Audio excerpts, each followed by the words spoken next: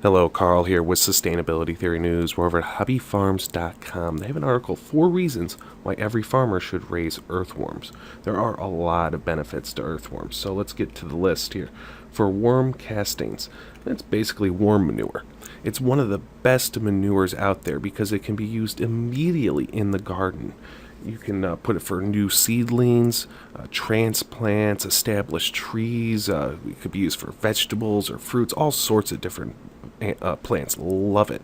And because of that, it's a very valuable commodity. You can actually put it in bags, sell it at farmers markets. You can sell it on Craigslist. You can sell it almost anywhere that people buy farming and gardening equipment. Now, the worms, the second reason. Yeah, you could sell it for fish bait or use it as fish bait. I believe it might be more valuable as an animal feed. Chickens, duck, turkey feed, it's a high protein.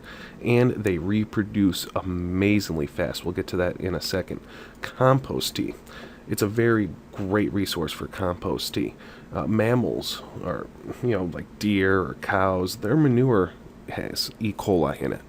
That's how they process most items.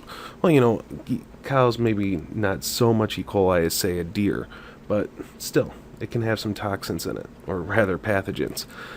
Earthworms are supposedly pretty clean manure without the harmful pathogens that mammal manure can provide.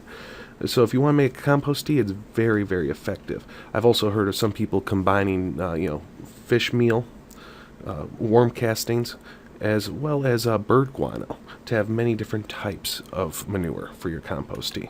And for the efficiency, so they say there's a rumor that says you can double your red wiggler population every 90 days, but according to these numbers of this place that sells red wiggler worms, so it might not be completely accurate, and these are assuming perfect conditions, they can go 26-fold increase or something like that. Basically, at the end of week 12, they start with 100 adult worms. They have 2,800 adults, 5,400 juveniles, and 9,000 cocoons. Basically baby worms.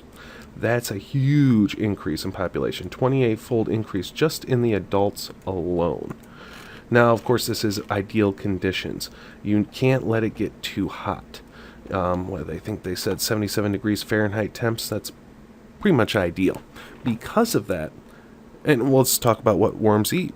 They eat compost. They eat food scraps. Now, you don't want the food source to start heating up like any good compost pile would. A lot of people that have worm farms, they prefer to use already composted materials. You could use leaf mold, which is basically old leaves that people rake up and leave at their curbside. Grass clippings, rotting hay, food scraps are great. Coffee grounds are not, and there's a few other things that worms just absolutely hate. I certainly suggest researching that. And a lot of worm farmers will compost that down for about a month or so. So the compost is almost finished, or at least it's finished heating up, but it's not quite cured. And then they feed it to the worms eat it, poop out the castings, great manure. And some of the best worm casting collection beds have an open bottom, so the castings will just fall right out the bottom. And you just put the fresh food right on top. So I'm going to link to both these pages in the description if you want to read more about it. And if you'd like to see more news headlines like this, subscribe to my channel. Have a great day.